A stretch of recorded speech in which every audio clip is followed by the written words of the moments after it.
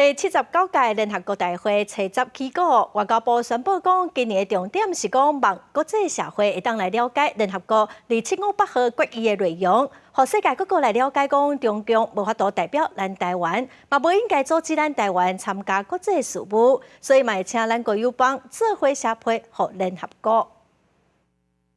Car manufacturers, tech companies, and even governments worldwide started turning to Taiwan for chips. 台湾伫全球半导体先进制程有超过90%的市占率，扮演带头的角色。外交部透过影片向国际说明，台湾袂当伫国际无出息。If Taiwan were to step off the stage, I'd mean we'd have to step off the fast stage to a better world. 第79届联合国大会就要登场，台湾多年来争取加入联合国，说服中共恶意造谣。外交部青沙调开记者会宣布，今年参与联合国的3大推案规划，要协助国际社会了解中共扩改年代第2758号决议相关内容，无涉及台湾，所以中共无法度代表台湾。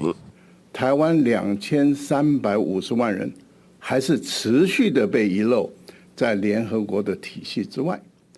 那么造成这个不公不义的现象，主要原因就是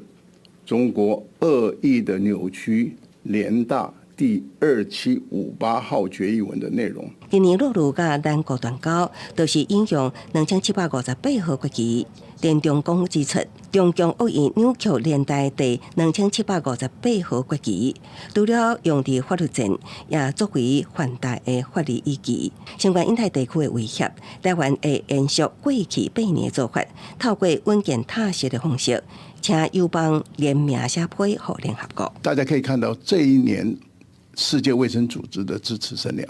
远远超过过去的，这表示我们过去所累积的一些能量，其实是发生了很大的效果了。台湾继续争取加入联合国体系，全美议会交流理事会也注意到中共想要排除台湾的国际参与，认为民主阵营应该反制中共叛乱生魂的论述，才会当凸显台湾是主权国家。记者综合报道。